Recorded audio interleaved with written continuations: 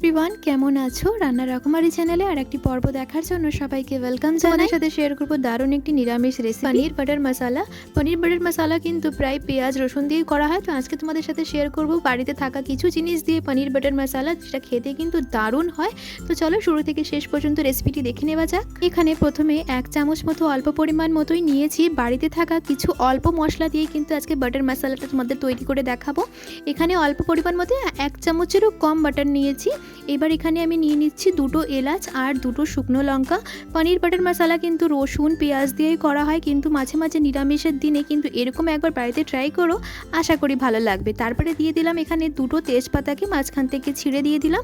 আর এখানে দিয়ে দিয়েছিলাম কুচিয়ে রাখা আদা বা গ্রেট করেও আদা দিতে পারো। শুকনো লঙ্কা এলাচ আর আদাকে আর তেজপাতাকে একটু হালকা হালকা করে, লাল লাল করে ভাজবো না, হালকা হালকা করে কিছুক্ষণ 2 মিনিট মতো ভেজে নেব। দিয়ে দিচ্ছি 2টো কাঁচা লঙ্কা। 2টো কাঁচা লঙ্কা দিচ্ছি কেন, 2টো শুকনো লঙ্কা দিয়েছি, অতিরিক্ত কাঁচা লঙ্কাতে ঝাল আছে বলে আমি 2টো দিয়েছি। ঝাল যে যতটা খাও সেই অনুযায়ী দেবে। আর এখানে দিয়েছি 2টো টমেটো দিয়েছি। ছোটো ছোটো টমেটো ছিল বলে 2টো দিয়েছি, বড় যদি টমেটো হয় তাহলে একটা দেওয়াই লাগবে। সমস্ত মশলাকে মিনিমাম 5 থেকে 6 মিনিট মতো গ্যাসের ফ্লেমটা হাই করে ভেজে নেব।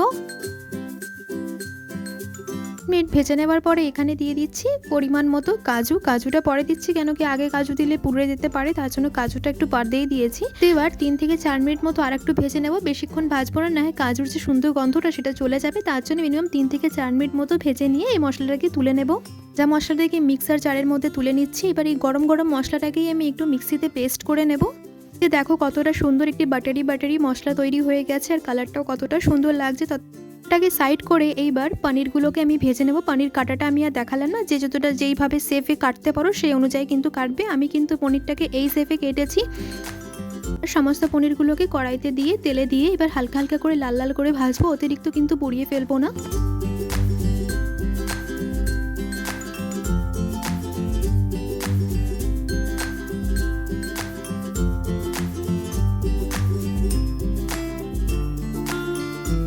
কিন্তু পনিরগুলো একটু ব্রাউনি হয়ে গেছে, আর বেশিক্ষণ আমি একে ভাজবো না। এবার একে আমি তুলে নেব।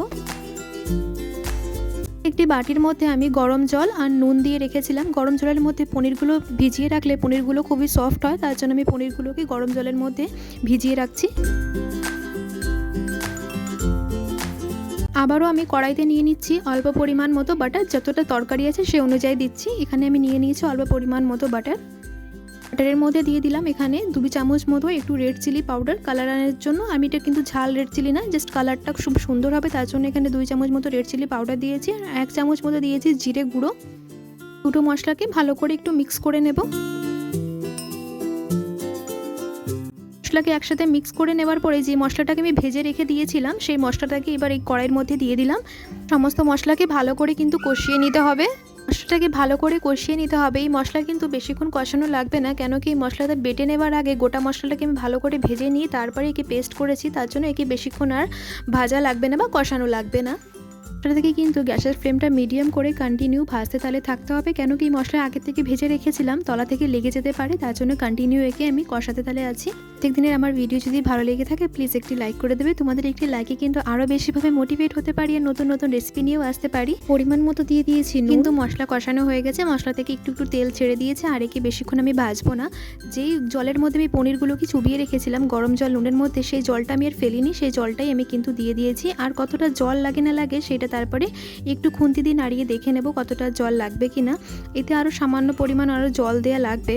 পনির মশলাতে কিন্তু আলু যায় না, আমাদের বাড়িতে আলু সবাই খেতে ভালোবাসে, তার জন্য আমি একটু আলাদা করে আলু অ্যাড করেছি। আলু অ্যাড করলে কিন্তু আগে থেকে আলুগুলোকে একটু ভেজে নিতে হবে, তারপরে সবার শেষে ঝোলে দেওয়ার সময় কিন্তু আলুগুলো কেটে দিতে হবে। পারো আলুগুলো না স্কিপ করে যেতে পারো, আমাদের বাড়িতে আলু খেতে সবাই ভালোবাসে, তার জন্য আমি আলাদা করে একটু স্পেশালিভাবে আলু অ্যাড করেছি। আমি সামান্য অল্প পরিমাণ মতো জল দিয়েছি, আর বেশি জল দেওয়া লাগবে না। এবার একে কিছুক্ষণের মতো ঢাকনাটা ঢেকে দেবো।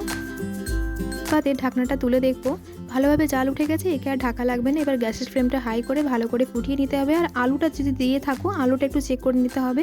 আর এখানে আমি কিন্তু ঢাকনাটা খুলেই এখানে দিয়ে দিয়েছি 1 চামচ মতো টমেটো কেচাপ। এগুলো কিন্তু কিছু কিছু আলু গলে গেছে আর কিছু আলুগুলো শক্ত আছে। আমি এর কি বেশিক্ষণ ঢাকবো না, না হয় একটা ভাপা গন্ধ বেরোবে। আর এখানে দিয়ে দিয়েছি আমি ফ্রেশ ক্রিম, নেই আমার কাছে, আমি দুধের সরকে ভালো করে ফেটিয়ে রেখেছিলাম, এখানে দুধের সর আমি দিয়েছি। যদি ফ্রেশ ক্রিম না থাকে তাহলে দুধের সরকে ভালো করে ফেটিয়েও দিতে পারো, বা আমুল দুধকে ভালো করে একটু গরম জলের মধ্যে গাঢ় গাঢ় টেক্সচার করে কিন্তু এতে দিতে পারো, সেটা ফ্রেশ ক্রিমের মতোই কাজ হয়, টেস্টটা কিন্তু একই থাকে।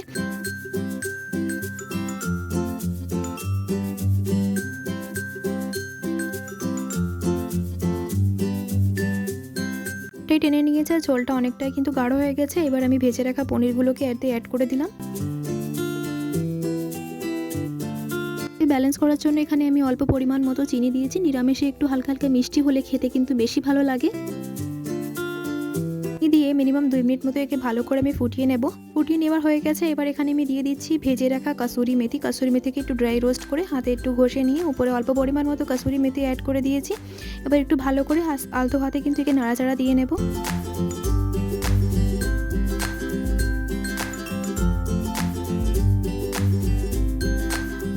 1 থেকে 2 মিনিট মতো ভালোভাবে জাল উঠলেই কিন্তু আমি গ্যাসের ফ্লেমটা অফ করে গরম গরম পরিবেশন করে নেব। তো আমার সম্পূর্ণভাবে নিরামিষ পনির বাটার মশলা তৈরি হয়ে গেছে। এটা কিন্তু বাড়ি থাকা কিছু জিনিস দিয়ে দারুণ স্বাদের একটি রেসিপি তৈরি করে নিতে পারো। সময়ের মধ্যে কিন্তু এই রেসিপিটি তৈরি হয়ে যায়, যেটা কিন্তু পোলাও, রুটি, নান বা কুলুচির সাথে খেতে কিন্তু ভীষণই ভালো লাগে। নেওয়ার পরে উপরে আমি দুধের সরকে আর একটু ফেটিয়ে রেখে আলাদা করে রেখে দিয়েছিলাম, সেটাকে উপর থেকে সুন্দর করে গার্নিশিং করে দিলাম। কিন্তু এই ধরনের রেসিপি বাড়িতে অবশ্যই তোমরা ট্রাই করো। খুবই অল্প সময় আর অল্প মশলার মধ্যে দারুণ একটি রেসিপি তৈরি হয়। যদি নতুন সদস্য হয়ে থাকো, চ্যানেলটিকে সাবস্ক্রাইব করার জন্য অনুরোধ রইল। ভালো লাগলে প্লিজ একটি লাইক করে দেবে। নতুন একটি রেসিপি নিয়ে আবার দেখা হবে। সবাই ভালো থেকো, সুস্থ থেকো। আসি তাহলে, ধন্যবাদ।